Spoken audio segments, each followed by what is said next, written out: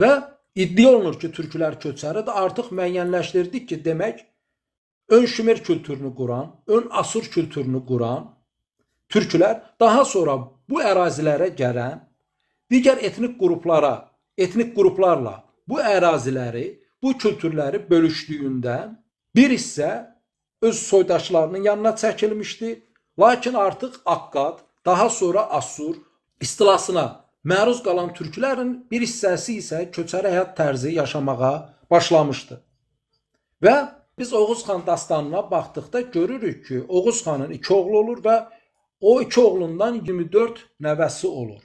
Firidun Cəlilov göstərir ki, türklərdə əvvəl 12 rəqəmi olduqca müqəddəsdir. Necə ki, biz Yahudilərin 12 boyunun olduğunu, Xristiyanlarda 12 həvarinin olduğunu, Şiəlikdə 12 imamın olduğunu, təqvimdə 12 ayın olduğunu görürüksə, eyni ilə türklərdə də 12 rəqəmi müqəddəs olmuşdu və 12 boy ilə göstərilmişdi. Lakin üzü şərqə gələn türklərdə bu 24 boya çevrilmişdi. Və Firidun Cəlilov qeyd edir ki, ola bilsin ki, bu Çində olan 24 aylıq təqvim ilə bağlıdır.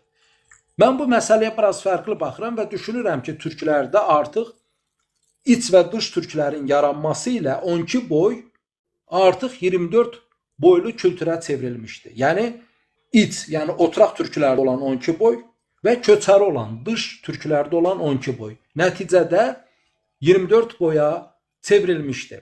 Və biz Oğuz xan dastanına baxdıqda burada iç Oğuz, dış Oğuz anlayışının olduğunu görürük. Zaman zaman iç və dış Oğuzlar dostluq münasibətində olur, zaman zaman isə savaşır.